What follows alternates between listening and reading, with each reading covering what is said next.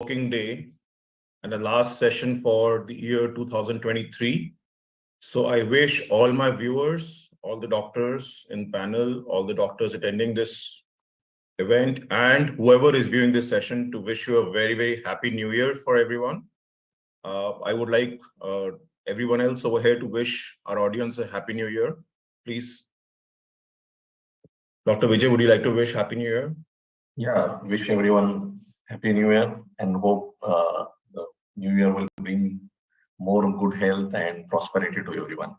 Yes. Okay, so welcome to our 161st, the last session of 2023, and we will meet in the new year. We are here for talking about a very, very important topic. And to discuss this topic, we have Mr. Vijay Warad.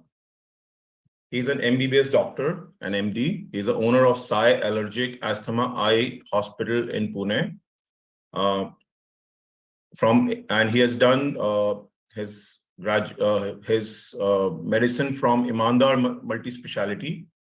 His area of interest is allergic, asthma, immunology.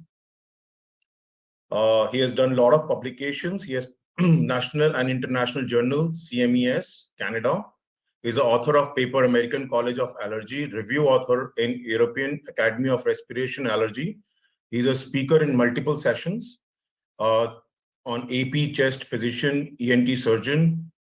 He's affiliated to a lot of organizations and he has a lot of awards in his name. Sir, over to you. And we would like for a kind introduction. And first of all the viewers, all my colleagues, seniors, and all to be here, taking out a time in spite of the year end and the festival season, still the people have joined. So thanks to all of you. And it's my pleasure, giving me the opportunity to discuss one of the very important topic. Like, if you see the diseases amongst the community, one of the important diseases now allergy. Specifically looking at the western part, though, they are having a very severe anaphylaxis and all. They keep the children also in their school bags. They keep the EpiPen injections and all. In India, still that many cases of food anaphylaxis are not seen. But in children's, now it is already a #1 chronic disease. Specifically, childhood asthma is very important in managing. Now, infectious diseases have gone down, but the allergy has increased. Even amongst the adults, every third person is suffering with some or the other allergy. And most of the time, it has been found when the patients comes to us, adults with a severe allergy, any form, when we take a detailed history, we have found that these people in the childhood, some or the other time, had some or the other allergy. It was symptomatically managed, but underlying inflammation continued. And later on now, the same part of the body or the other part of the body, the patient is having a very severe symptoms. So even 2019, when we had been for the World Allergy Conference in Lebanon, now the Lebanon, immediately after this conference only, there was a very big blast and a lot of people had a problem and all.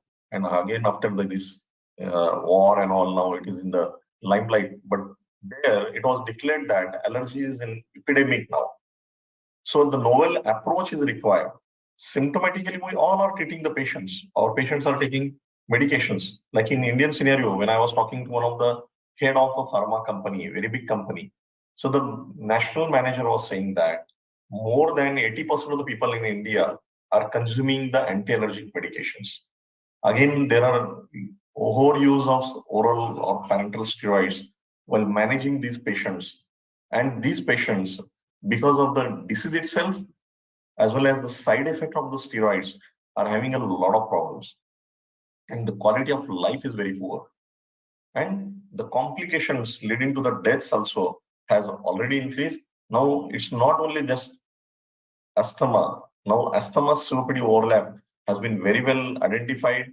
That's why, like, I'm doing one of the Itikimab trial for the severe COPD patients, where we are seeing the eosinophilia also while managing these patients. So even the COPD also, there is a significant role of inflammation, and amongst that, a lot of people may have a underlying allergy also. So if you see, there are many causes why these cases are increasing. Most of the now vaginal natural deliveries have gone down. Now most of the children are born with the cesarean sections.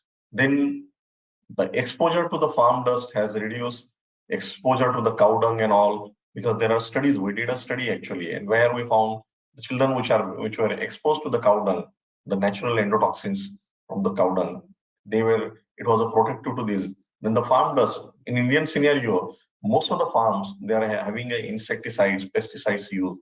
So that natural dust also had changed. So there are so many things leading to the global warming and the premature births. Then breastfeeding has also reduced. So breastfeeding is a natural immunomodulator for the children, not to have infections and to reduction of the allergy. But now most of the children are having a formula fed, again leading to the bacterial flora alteration into the GIT, because the bacterial flora also very important for any diseases. So that's why nowadays the probiotics have been introduced, because the gut flora is related to the lung axis, to the allergy, to the respiratory infections, to the gut-brain axis, psychological behavioral disorders also. And then overuse of antibiotics and NSAIDs in the infancy. There are studies done. If the children are given antibiotics and NSAIDs in the infancy, this bacterial flora again change, and it stimulates the Th2 inflammation, so allergic inflammation. And then again, the diet change. Nowadays, the lifestyle has changed. Then most of the children, you can see here, 53% of the children are having an unhealthy diet. So the pathological bacterial flora, they will imbalance the gut microbiota and dysregulation of the immune system, leading to the allergy, autoimmune disorders and all. And while treating the patients, or even the community also should know that symptomatic management, suppose a child is having an eczema, most of the children are treated with symptomatically, whatever the treatments. But do they overcome the disease? Never. The underlying minimal persistent inflammation leading to the other body parts or the same body part, the symptoms may come up.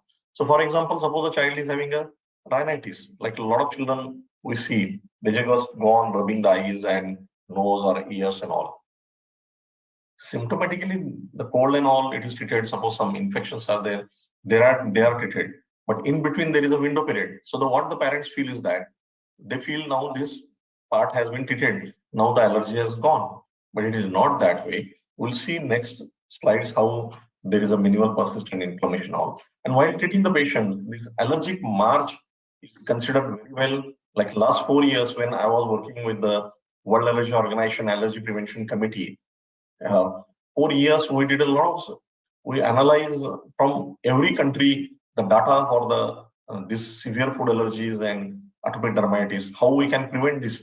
Because in the allergic march or atopic march, the eczema is one of the primary disease. So most of the children may have a mild eczema somewhere and they are treated, but later on they go into the severe allergies. So nowadays, even the interventions, like Indian scenario, already the children when they are 6 months old, they are introduced with the food. The same way nowadays, if there is a significant family history of allergy, the guidelines say even from 4 to 6 months, when the child is there, you start introducing the patient milk or eggs and all, very smaller quantity, or peanut butter or powder and all, and so that they will get a slow desensitization and they don't have much severe allergy. So the early introduction. So then these studies are happening to help the children with the proper scientific based treatments. Even when we practically see, the concept of ocular allergy is very well neglected. And a lot of children, when they go on rubbing the eyes and all, nobody knows. The parents don't know, okay, this is a rubbing is one of the sign of allergy. They feel maybe because of the dryness or maybe because of the pollution. But the underlying inflammation is from the nasolacrimal duct inflammation, from the nasoocular reflex, as well as the direct sensitization of the mast cells into the eyes. So if you see, in 2018, World Allergy Organization Journal, they specifically said that 95% of the rhinitis children have been missed out on allergy. And it is more disturbing than the asthma because this rubbing and all causing a keratoconus. Then once the child goes in the toddler or adolescent age, they may have a vernal keratoconjunctivitis out of these children. And then they are put up a lot of eye steroids. They are causing a early age cataract, glaucoma, affecting the quality of life. We have a lot of patients. So this ocular allergy is also one of the part of allergy triad, allergic march. So that's why nowadays, even the rhinitis word has been changed and it has been made as a rhinoconjunctivitis. Even in the 2017, when the European Academy Allergy, Asthma, Immunotherapy guidelines were published, the rhinoconjunctivitis, even 2023 now, GINA has also replaced this rhinitis term to the rhinoconjunctivitis. For example, a practical case, I had around 9.5 to 10 years old child. 6 months he could not go to the school because of the bullying from the other children's, and nobody was taking the child because he used to get a lot of red eyes after playing on the ground and all. And he used to rub continuously the mucus discharge in the early morning, swelling and all. The parents were putting the steroids. Now he has started a cataract also because of the overuse steroids. So if you see this child, initially he used to have vomitings. So gastroesophageal reflux. And most of the children, the parents, they are counseled that nothing to be worried, it is a normal phenomenon. As the child grows, he will overcome that. Okay, symptoms will be overcome. But amongst this GRD, around 40% of the children may have some or the other food allergies. Again, many of them will go into skin problem or respiratory problems. So here also, this child went into atopic dermatitis. So the atopic dermatitis was treated. But later on, he started having a bronchitis. The parents were never told that he is having asthma, but he had asthma. When we did a spirometry, oscillometry, the child had already some inflammation over there. His infections had gone down with the symptomatically inhaler antibiotics, but his inflammation never went away. So amongst the atopic dermatitis, eczema, 50% of the children are going into rhinosinusitis, rhinoconjunctivitis, or asthma. Again, 30% may go into ear problems later on. Then throat infections, tonsils, adenoids, open mouth breathing, snoring, then hidden signs of inflammation like the halitosis, the white coating of the tongue, the excessive salivation. There are so many upper caries teeth because of the obstruction, rich growth of organism leading to the upper caries teeth. So there are so many hidden signs should be picked up by the pediatricians and the community, and they should be thought about the allergy. This is cervical lymphadenopathy. Once we identify that, definitely we can improve these patients, their quality of life, the reduction of the side effect medications, as well as the antibiotics can also be come down, and the allergic march. Out of these, 40% of the patients will lead to asthma later on. And once they become asthmatic, the quality of life is very poor. So atopic dermatitis is already very well known as in an allergic march, but the allergic rhinoconjunctivitis, rather than rhinitis, the rhinoconjunctivitis is also considered in a atopic march. And while managing, if you see, most of the patients are given antihistaminics, steroids, if secondary infections, antibiotics, nebulizations, nasal steroids. These are the standard therapies now. So already in last lecture also, we discussed about some of the pharmacotherapies. So I will not repeat those pharmacotherapies, but allergen control is very important. So once we know what are the allergens they are triggering, then depending on that, the pesticides for dust mites, suppose there is a lot of dust mites into the bed, then vacuum cleaners are there. There is specific HEPA filter vacuum with ultraviolet rays that can be, then dust mite proof covers are there. Then the pillows and all can be washed into the very hot water. Then depending on, suppose there is a damp walls somewhere, then the liquid ammonia is there, 5%. It can be sprayed on those damp walls, and then molds exposure can be brought down. We did a study around 4 years for the severe allergic children. We found the molds were into the school bathrooms. Even the brushings were taken from the deep pockets of the kitchens or the deep pockets of the cars. Car air pollution is a very big one. So even into the car ACs, the pollen filter should be put. Suppose a child is having a pollen allergies, because once they on the AC, a lot of pollens are sucked inside. Again, during the winters, as just before this lectures, Saurabhji and the doctors from Africa, we were discussing about the smog in Delhi. Pune also now there is a lot of smog. The fog is there in the winters. This smog brings down the pollens at the inhalation level. So people don't know. They feel ki now, oh, such a nice weather. The fog is there. They go without mask. So they are catching these pollens and pollutants, construction dust, vehicular exhaust at the inhalation level. They are inhaling. So again, it is triggering the allergies, chronic respiratory diseases. So that awareness also should be brought amongst the people. Again, the dog or cat dander sensitization. They are universal allergens. They can travel around 15 to 16 kilometers. Pollens can travel around many kilometers, 60 kilometers, 130 kilometers. So suppose they can come through the windows, doors, on the hairs, on the clothes, then insect droppings, dried feathers and all. It's a very important allergies in India. People don't know about that. One child from one of the distant place, 600 kilometers from Pune, he had a severe anaphylaxis. When we found the first episode of that, it started when the child was playing into the nursery. And then the same, within few hours, the child had a very significant urticaria leading to breathlessness and all. So it was because of the insects. So like a honeybees, the cockroaches, the red ants, these also can cause a severe moths and wasps. So people don't know about these things. Most of the people, they feel allergy means food allergy, but it is reverse way. Food allergy is hardly 2 to 8%, like children's 5 to 8%, adults 2%. Most of the time, 90% of the time, is the airborne contact and environmental allergens. And people don't know about that.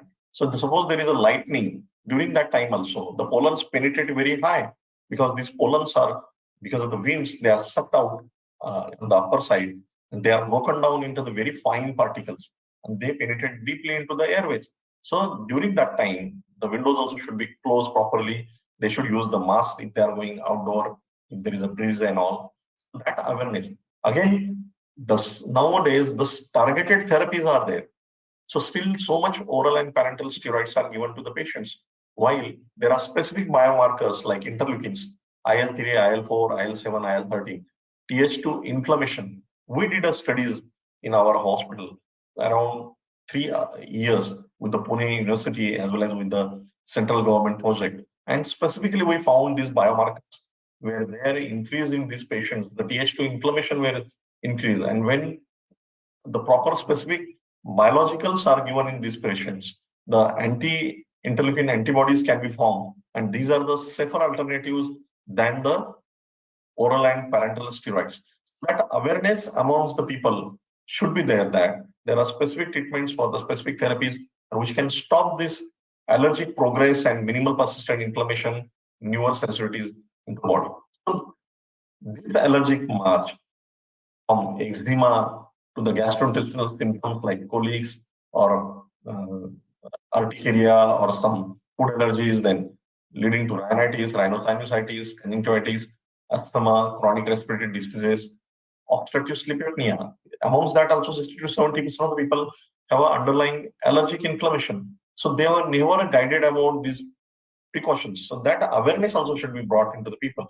We presented a paper in Indian Journal, and we did an actual data of more than 27 years about these patients, how the allergic march continued. In between, there was a window period. The patients of atopic dermatitis, eczema were treated, but later on, they had a significant respiratory or vernal keratoconjunctivitis because the VKC and atopic dermatitis share the same type of type 1 and type 4 sensitivity. So the sensitization phase, once the patient is there, he will have a hidden signs of allergy, like dark circles, the Denny-Morgan folds, the Darrier line on the nose, the cervical lymphadenopathy, long eyelashes, rubbing the eyes, nose, or ears. These should be picked up by the pediatricians or by the dermatologist or any practitioners, and they should be guided about these hidden signs, and they should be asked to visit to do the specific IG allergy testing to identify the culprits, some simple precautions to prevent the newer sensitivities and further progress and the complications.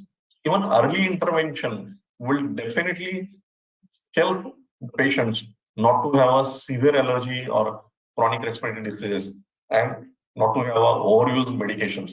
So even these 4 years, still recently that publication has been done in the British conference with the World Allergy Organization, and how we can prevent the complications and improve the quality of life of the people. So if you see most of the patients, when they are early phase, acute phase, they respond immediately to antihistamine.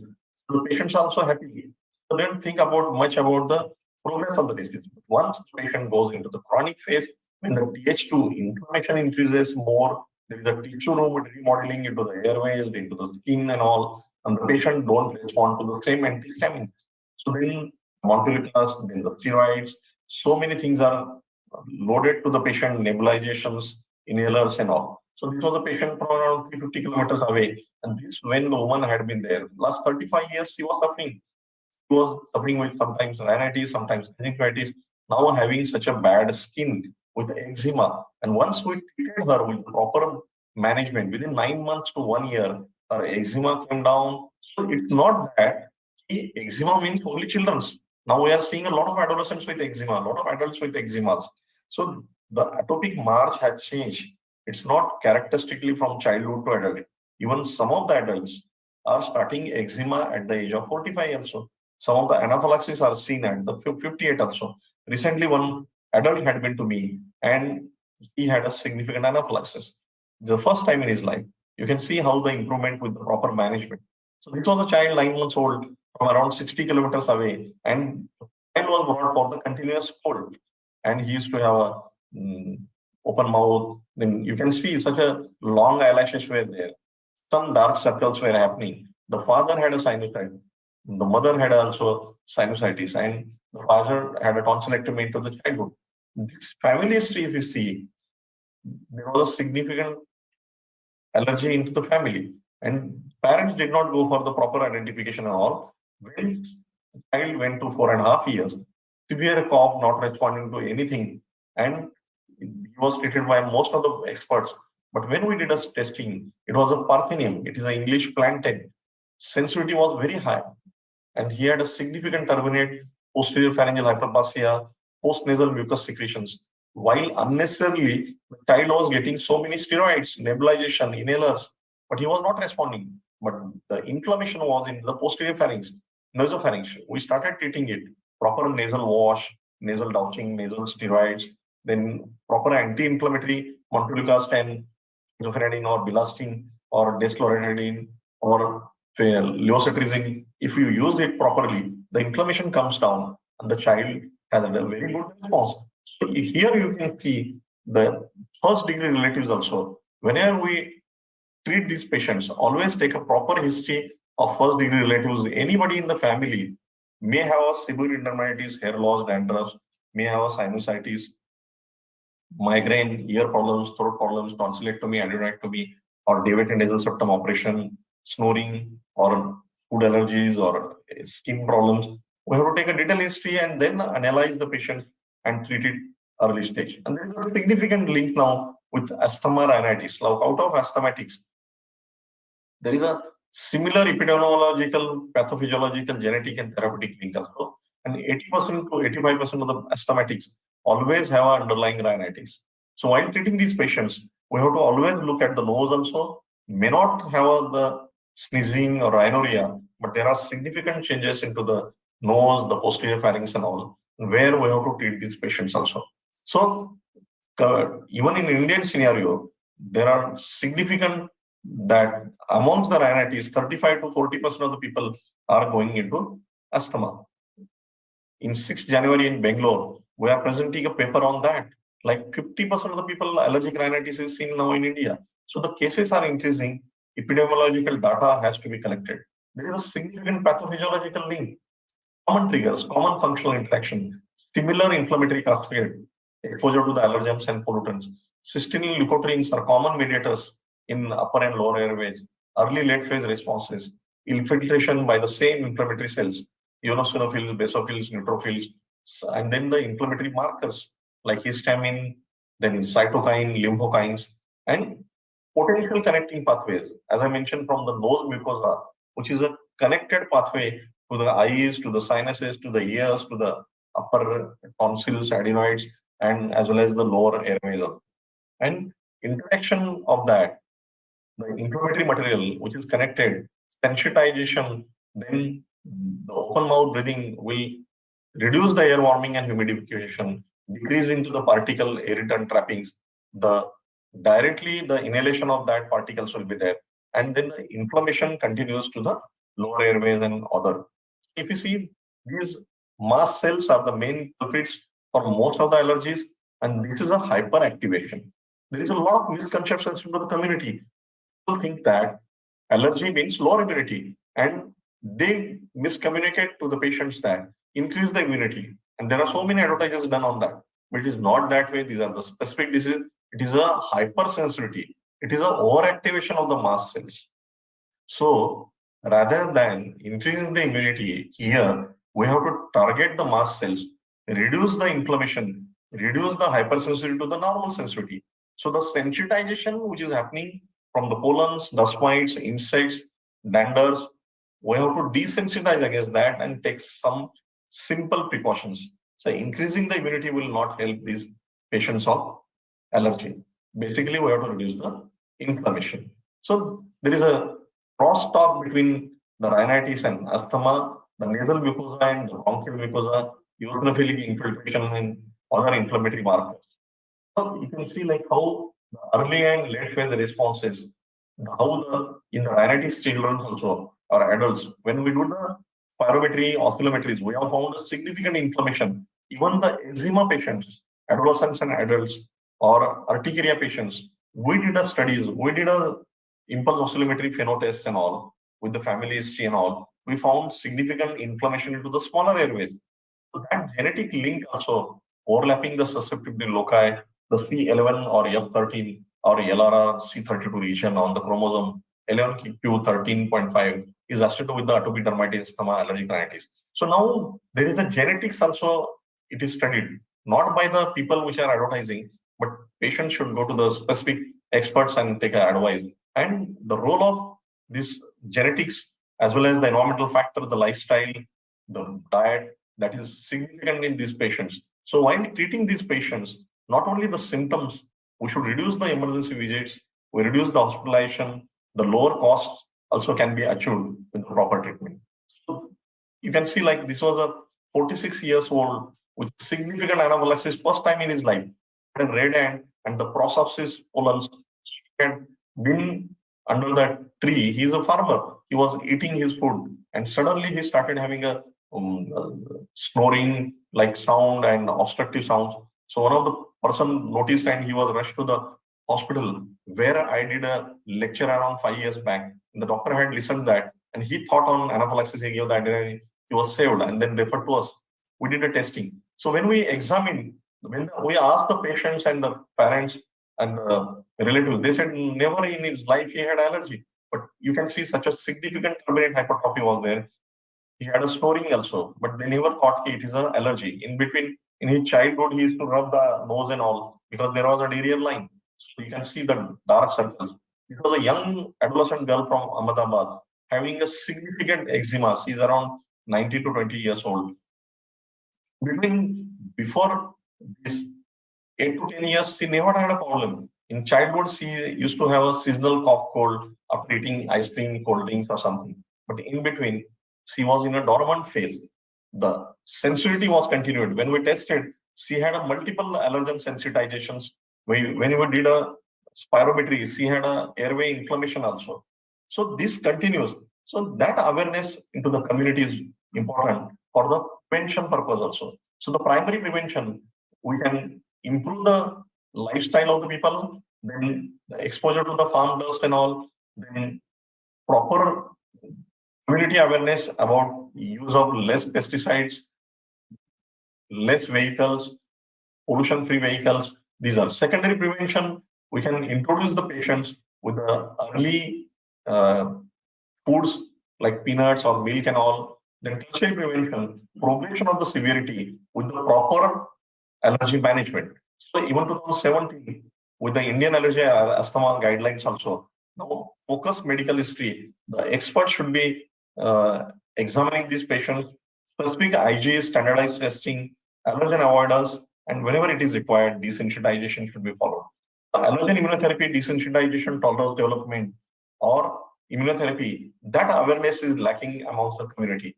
And this therapy is beyond the symptomatic treatment. And after the withdrawal also, more than 28 to 35 years, patients are asymptomatic and the allergic progress also is stopped. And even nowadays, a lot of good standardization has happened into this last more than 100 years.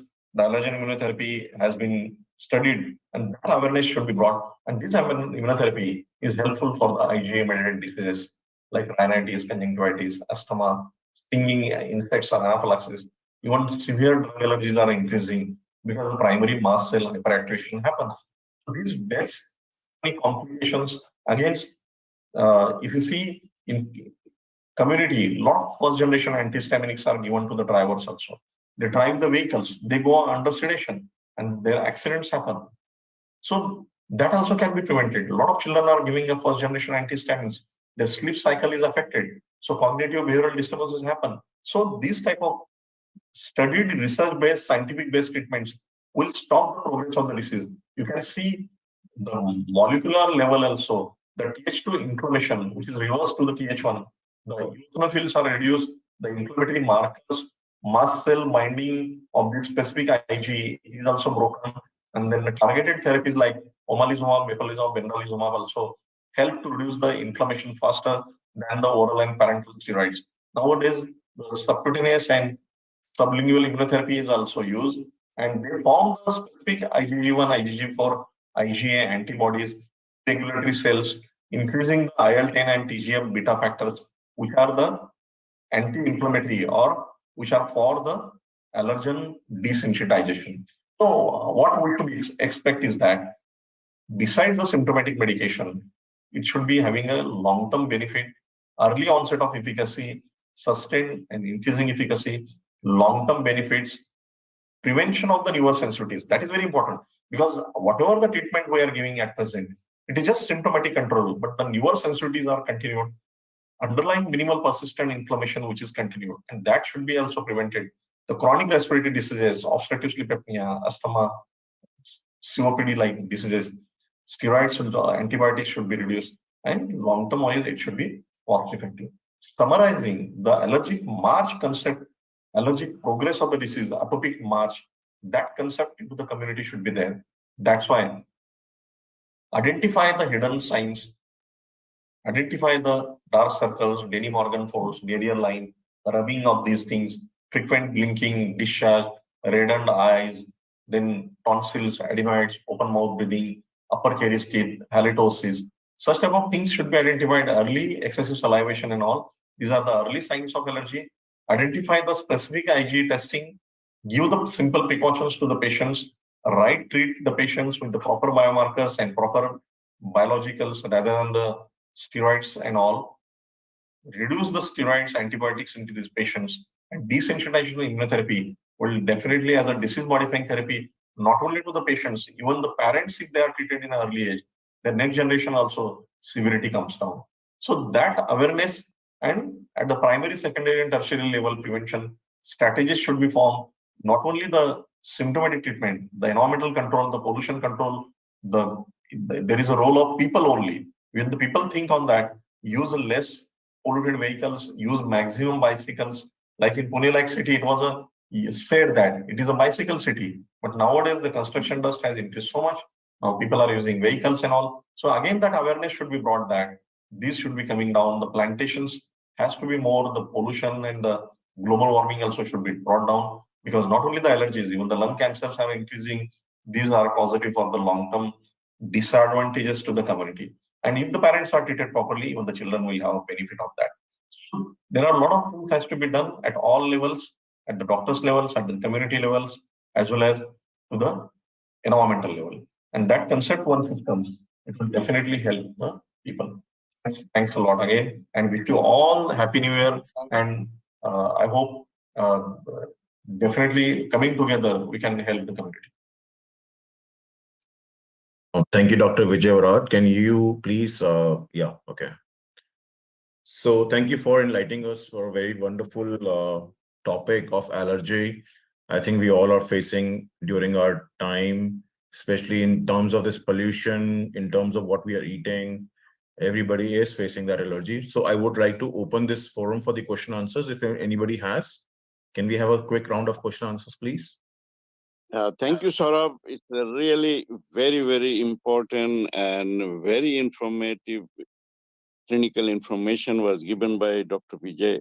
I have few query. One is the black circle around the eye. People got concept that you're not sleeping enough. So, and I have a lot of patients, especially the young ladies and teenagers.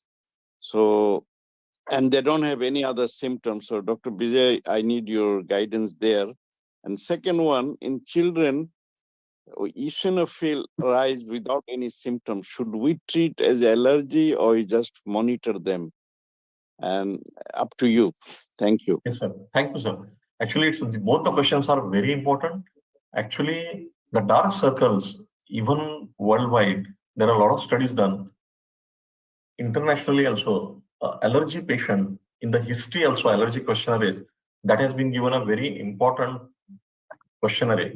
So the nose mucosa, which is connected from inside to the cavities around the eyes, like sinuses and all, when the inflammation increases, there is a venous stasis, and as well as because of the continuous rubbing, there is a breakage of the capillaries over here, and that causes the dark circles.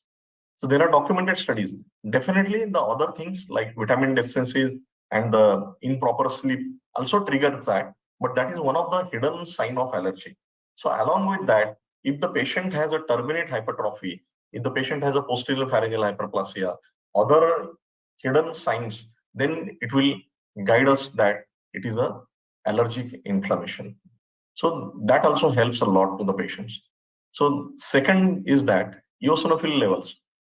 Practically, even in India also, eosinophil levels are very high amongst the population because besides the allergy, even the parasitic infections, they increase the eosinophils, serum total IgE, other disorders also. So we don't treat the eosinophils.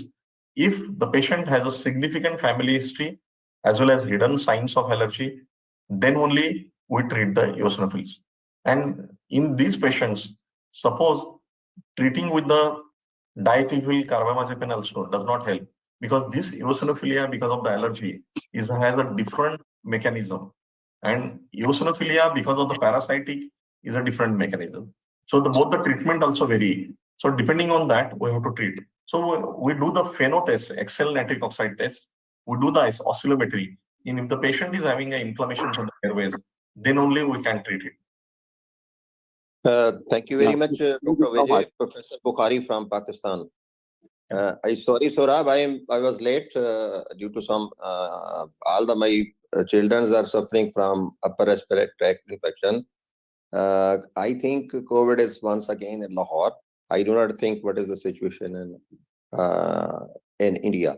Oh, Dr. Vijay, my question, it is not my question, but just to ask something. From the last 6-7 years, especially in this weather, I live in Lahore. If I open the my door, you will see that almost there is smoke outside. And especially we see that the smoke from Lahore and India, and especially in Delhi, almost the same. What do you think? Why these allergic patients are increasing from the last I think even before COVID? Is this atmospheric change or is this any our immunity change or this? I think it will be better your explanation about this. Thank you, sir. Yeah, it's a very nice question. Already, as we were late, so it was covered. I was late. Sorry, I was late. Yeah, no problem. Exactly. So I will just summarize it. The lifestyle, the environmental factors, like even the rural areas, we are seeing a lot of upsurge of allergy because of the overuse pesticides in the farming. Then the junk foods, then environmental pollution has already increased. Urban areas and all vehicular exhaust, the construction dust and all, they are again triggering the things. And then, as I said, in lifestyle, the sleep pattern has changed, so many things. So they are adding on the inflammation. And as you said about the COVID inflammation, so COVID is also an inflammatory virus, basically. So the post-COVID, we are seeing a lot of inflammatory cases increase. Eczema, urticarias, rhinopathy. Even after vaccine, after mRNA vaccine spike protein, yes. Yes. Even the mRNA vaccine also, we have seen post-vaccination after the second, third dose, a lot of people are getting a trigger of the mast cells. So there are many factors. And as you said about the smog, that traps the pollutants and allergens down and it triggers it. Yeah, basically. yeah. That's also a thing. Yes. What is the precaution? How can we prevent, or you will advise the people to get prevention from this during especially these winter days? Yes, they should use a mask, actually, proper mask, like 3M mask and all, before going out when there is a smog. Once the sunlight is there, then these all pollutants and all, they go up. So that time it's okay, but before the sunlight, they should use a mask. That's very important. And they can use the nasal wash after coming home. There are nasal douching, saline solutions. They should use it properly, frequently during these seasons and all. It helps a lot. Thank you, and Happy New Year to everyone. Happy New Year. Dr. Sajad, you have a question? Okay, meanwhile, Dr. Sajad comes in. Okay, he's there. Yeah, hello. Yeah, go ahead, Dr. Sajad.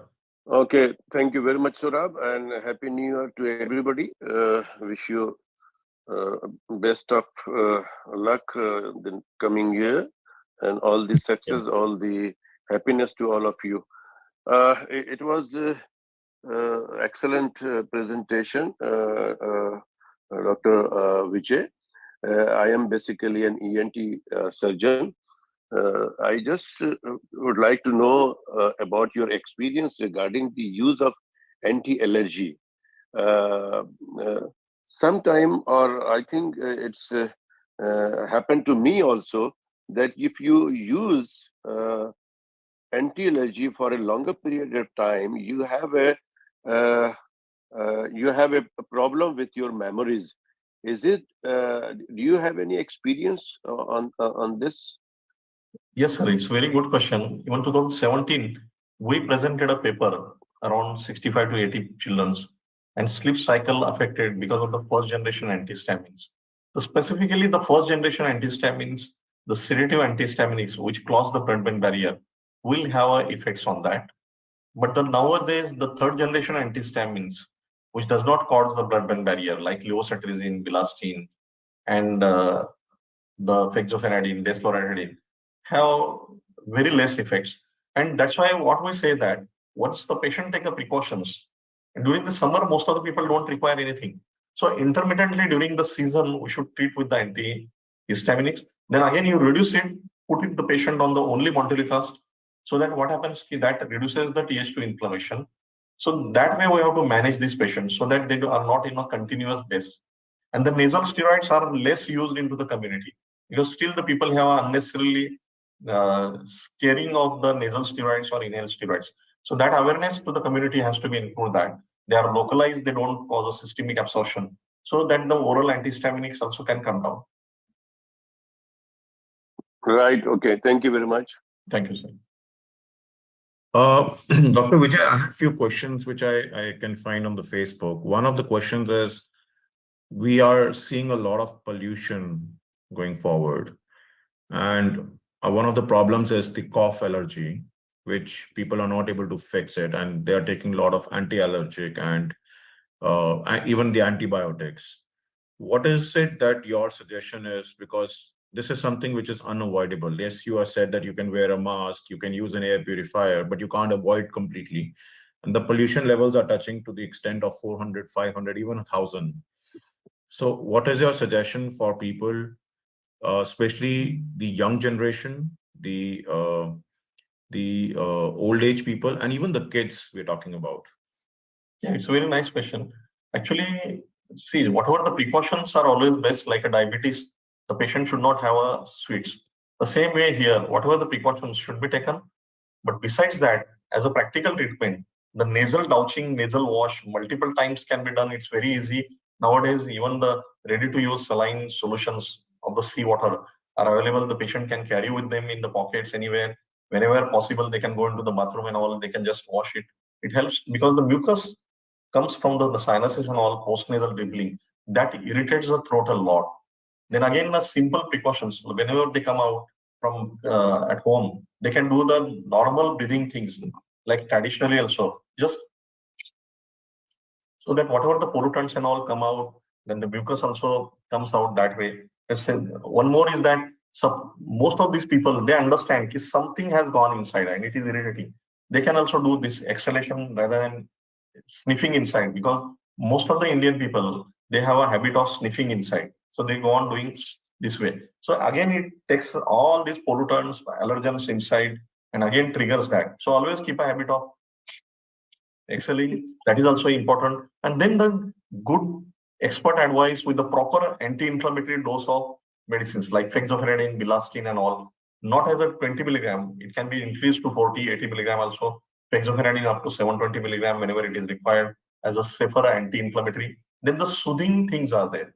There are very good, some Ayurvedic preparations also available. They can be taken so that soothes the posterior pharynx and the irritation is less. Suppose somebody is having a significant blocked nose and all, the improper steam inhalation also helps to liquefy this mucus. There are saline nebulizations available nowadays, ready to use, Pure Hell and all. They can also be utilized. So such simple things also definitely will prevent the repeated coughs and chronic coughs. Okay, the next question is about food allergy. These days, we are also seeing this very common. We are talking about the dietary allergy from milk, from eggs. Then we are talking about wheat allergy, which is like a that anti-gluten allergy. We are talking about a certain food type of allergies. So these days, a lot of people are getting tests. Before it was not there. So any advice on that? And yeah, very nice question. Actually, primary food allergy is still very less in Indian scenario. There are more food intolerance because there is a cross reactivity between the pollens and foods. So there are proteins of the pollens and the food proteins. They are cross reactive. So suppose I eat a prawns and I get a severe allergy. So the tropomyosin into the prawns has a cross reactivity to the dust mite proteins. So it is not a primary prawns allergy. So whenever people go, they should not go haphazardly and walking into the laboratories and do the test. They should go to the experts, check if that it is a primary food allergy, not the intolerance, then only do the food allergy test. Otherwise, there is a lot of allergens, they come with 40, 50 positivities, and the patient unnecessarily have a nutritional deficiencies.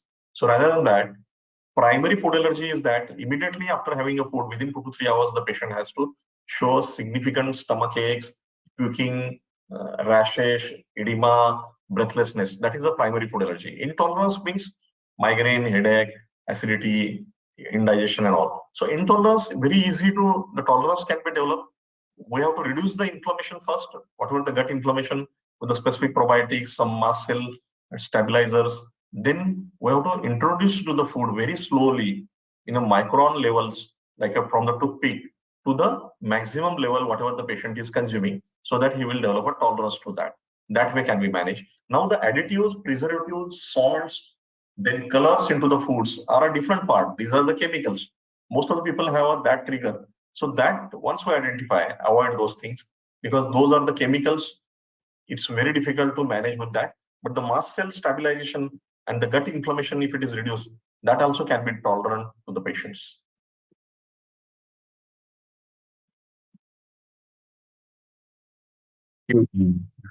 a lot of questions. Do we have more questions? Yes, Dr. Manisha. Dr. Manisha. Dr. Vijay, I have a personal experience which I would like you to comment on.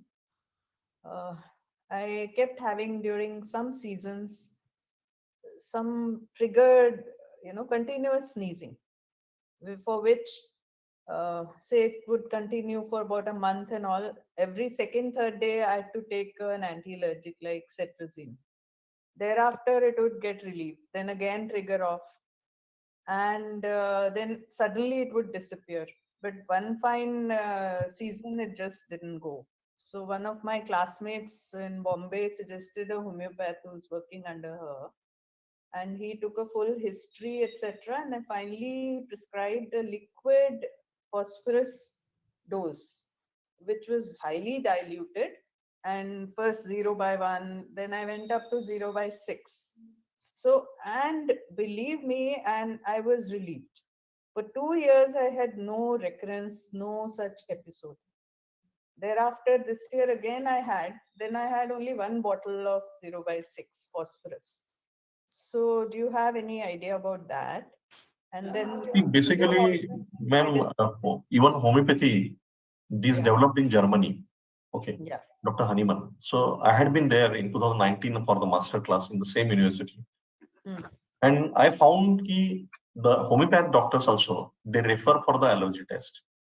So what I mean to say is that, see, symptomatic relief is different. I have many patients, even the doctors, when they have a cold bath, their sneezing goes down.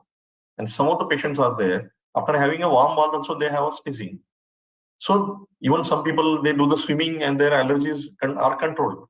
Some of the people, the stress, they reduce, their allergies are controlled. So the triggers and irritants can be managed and the symptoms can be managed with some or the other medications. Because see, each and every body is different. The response depends from patient to patient. So why I'm saying, because in India also, if you see, there are so many doctors of different faculties that are treating the patients, but the allergic march and the atopic march never stop. The newer sensitivities are continuing. And later on, these patients are going into severe obstructive sleep apneas, chronic respiratory disease. So our aim is to stop the further sensitivities and further progress of the disease. Symptomatic relief, it's okay. I mean, I always say how an advocate fights the best case, but ultimately the judgment is given by the judge. The same way, our patients are the judge. So each and every patient reacts in a different way. So symptomatic relief, it's okay. Because my family also, there are 58 doctors.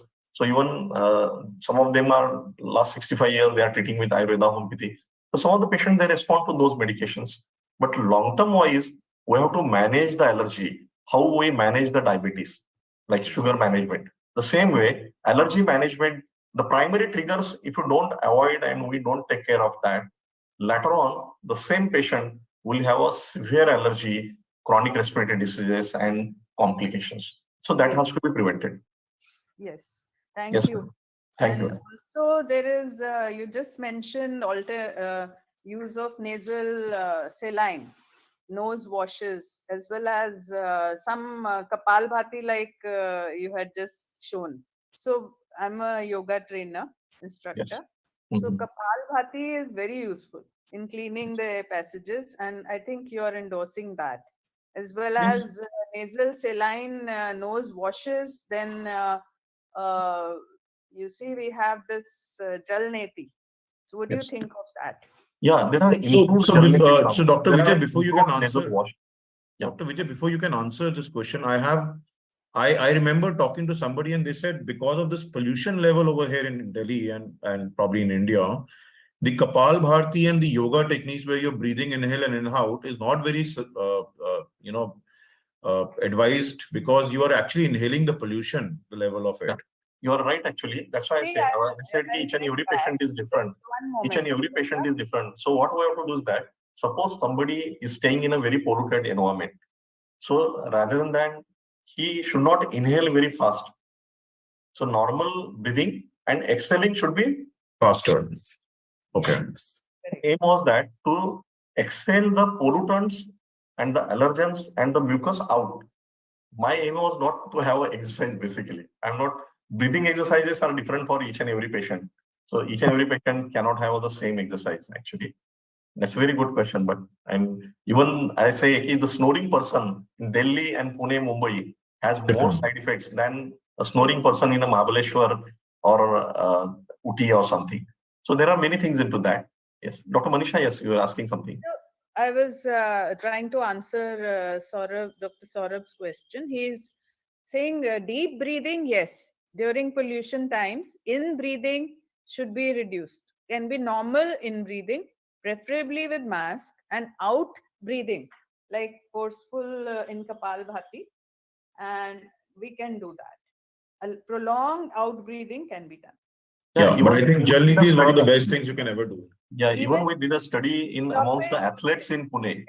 There is a Sanas ground where there is a lot of athletics is done, and we did a study, and we found that those people, they are doing early exercises in the smog. They are having more inflammation in their airways, and that's why they were lacking their targets. Like swimmers, they were used to be always fifth and sixth in the ranks. When we suggested them proper guidance and we treated them, they had been on an upper rank. So there are many things, even the GINA 2023 guidelines, they have said athletics in a polluted area, they are having a lung complications. So the people should be aware about these things. It's a very nice thing. Dr. Angelica, do you want to comment anything? Dr. Angelica is also from South Africa. Thank you so much. This was a very enlightened talk that you gave, very insightful. I was just wondering, we sometimes see that patients, when it's extremely hot outside, they start to sweat, and then they sort of get a sweat type of allergy on their skins. Not really anything that one can do except, advise them to wear a hat, quite a wide type of hat. But we are seeing, I'm seeing a slight increase in that type of, I call it sweat allergy. And there's actually, do you have any other idea what we can advise those patients? And I just want to come back to, in our surgery, it's standard to look in each and everyone's nose. That is something that we have enforced, and I agree with you. A lot of these children sitting in front of us with coughing, it's not lung related, it is sinus and allergic rhinitis related. And those mothers are feeding the children cough mixtures. That is not acceptable. Thank you so much. Yes, ma'am. Actually, as you said rightly, the cutaneous sensitivity also is very important nowadays. Even it has been seen that most of the children, they get a sensitization through the skin initially with the food proteins and all, and then only they have a food allergies. So even the sweats and the weather change and the dust can penetrate through the skin and they will trigger the mast cells. So in these patients, if we control the mast cells with the anti-inflammatory dose, then the sensitivity level will go down. And then rest of the things like wet mopping immediately after the sweats, and that way, that precaution should also be done. I think we're done with the questions and we have almost on time. So I thank you everyone for joining in. And do you have any take-home message, Dr. Vijay, for our audience who are not doctors? Yes. First of all, like as Dr. Saurabh was saying, 15 days back only I was in Delhi in the Vallabhbhai Patel Chest Institute to train the 60 chest physicians and ENTs. We trained them about these things. So most important is that in allergy, the doctors only should be more aware that this is a progressive disease like a diabetes, blood pressure and all. And the symptomatic relief is not important. We should manage the disease. So this disease in the dormant phase, in the window period, in spite of no other obvious symptoms, but the sensitization and the minimal persistent inflammation continues in these patients. And later on, they go into adolescent eczemas, rhinoconjunctivitis, vernal keratoconjunctivitis, sinusitis, migraine, adult asthma, chronic respiratory diseases. So symptomatic relief, okay, we should use the safer antihistamines, safer medications, steroid-sparing treatments like biologics and all, precautions, specific IgE, standardized allergy tests, and wherever it is required, desensitization also should be done because that is the only disease-modifying therapy to stop the further newer sensitivities and further inflammation. So that awareness, if you bring together, and we have a uniformity amongst ourselves, then only the long-term wise, the people and the next generation also children will have a lesser severity, lesser anaphylaxis, lesser asthmas. So that also awareness should be there. Thank you. Thanks a lot. And wish you again Happy New Year to everyone. So with this note, we will end the session for this year. This is the longest ever holiday we will go. We will meet up next year now. So see you guys again. Wish you a very, very happy new year. 2024. See you in that time, that year.